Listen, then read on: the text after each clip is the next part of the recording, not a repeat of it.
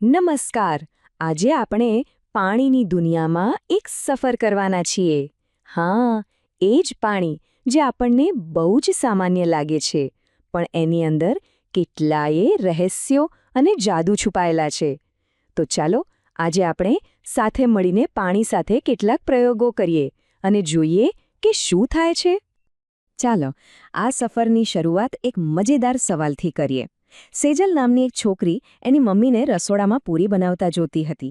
એણે જોયું કે વણેલી ચપટી પૂરીને જ્યારે ગરમ તેલમાં નાખી તો એ પહેલાં તો ડૂબી ગઈ, પણ જેવી એ ફૂલીને દડા જેવી થઈ એ તરત જ ઉપર આવીને તરવા લાગી. હવે સવાલ એ છે કે આવું કેમ થયું હશે? ક્યારેય વિચાર્યું છે? સેજલના મનમાં જે સવાલ થયો એ જ આપણને એક મોટા રહસ્ય તરફ લઈ જાય છે કે ભાઈ, અમુક વસ્તુઓ પાણીમાં કેમ તરે છે અને અમુક કેમ ડૂબી જાય છે. ચાલો આ પાછળનું વિજ્ઞાન સમજવાની કોશિશ કરીએ. સારું, તો આ સવાલનો જવાબ શોધવા માટે કેટલાક મિત્રોએ એક પ્રયોગ કર્યો. અહીં એમના તારણો છે. જુઓ, ખાલી સ્ટીલની વાટકી તરે છે, પણ એ જ વાટકીમાં થોડા પથ્થર મૂકીએ તો એ ડૂબી જાય છે. એ જ રીતે ખાલી પ્લાસ્ટિકની બોટલ તરે છે, પણ એને અડધી પાણીથી ભરી દઈએ તો એ પણ ડૂબી જાય છે. મતલબ કે એક જ વસ્તુ ક્યારેક તરે છે તો ક્યારેક ડૂબી જાય છે. બહુ રસપ્રદ છે, ખરું ને? અને આ જ વાત આપણને એક બહુ જ પ્રખ્યાત કોયડા તરફ લઈ જાય છે.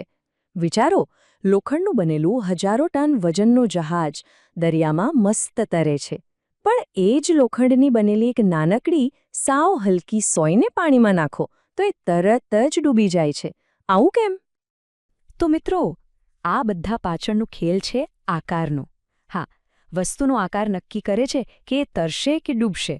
જો, એલ્યુમિનિયમની થેલાયેલી વરખ તરે છે, પણ એનો જ દડો બનાવી દો તો ડૂબી જાય. એ જ રીતે સાબુ ડૂબે છે, પણ સાબુદાનીમાં મૂકો તો તરે છે. આનું કારણ એ છે કે પહોળો આકાર વધુ પાણીને હટાવે છે અને પાણી એને ઉપર તરફ ધક્કો મારે છે. બસ આ જ સિદ્ધાંત પર મોટા જહાજ તરે છે.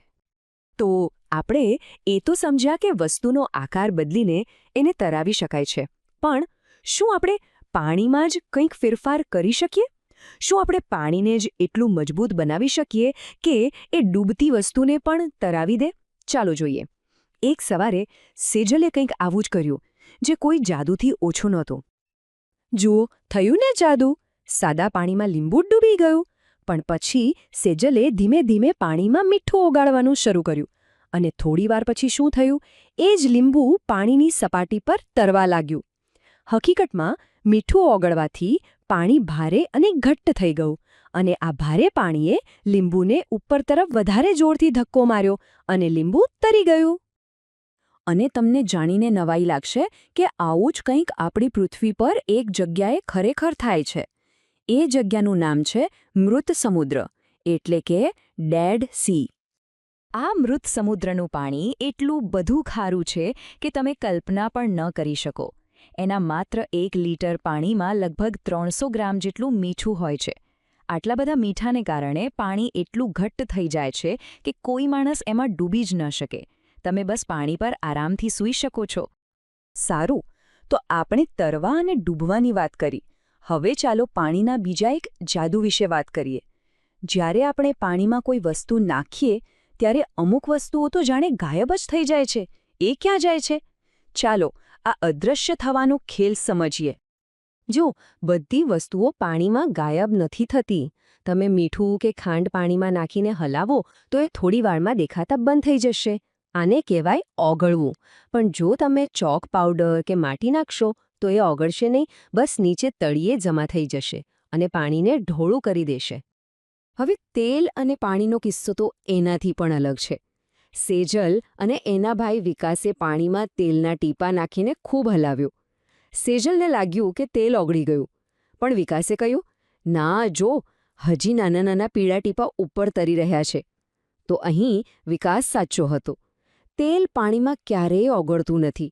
એ હંમેશા પાણીથી અલગ જ રહે છે. એક દિવસ સેજલના મમ્મી ચા બનાવવા માટે ગેસ પર પાણી ગરમ કરવા મૂકીને ભૂલી ગયા. જ્યારે એમને યાદ આવ્યું અને રસોડામાં પાછા આવ્યા તો વાસણમાં પાણી લગભગ અડધું થઈ ગયું હતું. બાકીનું પાણી ક્યાં ગયું હશે? શું કોઈ પી ગયું? ના, એ પાણી ક્યાંય ગયું ન હતું, પણ ગરમીને કારણે એનું સ્વરૂપ બદલાઈ ગયું હતું. પાણી ગરમ થવાથી પ્રવાહીમાંથી વરાળ એટલે કે ગેસ બનીને હવામાં ઉડી ગયો. વિજ્ઞાનની ભાષામાં આ પ્રક્રિયાને બાષ્પીભવન કહેવામાં આવે છે. અને આ બાષ્પીભવનની પ્રક્રિયા આપણા રોજિંદા જીવનમાં ખૂબ જ ઉપયોગી છે. તડકામાં કપડાં સુકાય છે એ બાષ્પીભવનને કારણે. કેરીના પાપડ કે મસાલા સૂકવીએ છીએ એ પણ બાષ્પીભવન. અને સૌથી મહત્વનું, દરિયાના ખારા પાણીમાંથી મીઠું પણ આ જ રીતે બનાવવામાં આવે છે. પાણી વરાળ બનીને ઉડી જાય છે. फ्रेंड्स, इस वीडियो को पूरा देखने के लिए आज ही फ्लेक्सी टीचर ऐप सब्सक्राइब करें, जहां आपको मिलेंगे animated videos, digital books, text book solutions, notes, DPP और क्विज. और हाँ, flexi teacher app mobile, TV और कंप्यूटर पर अवेलेबल है.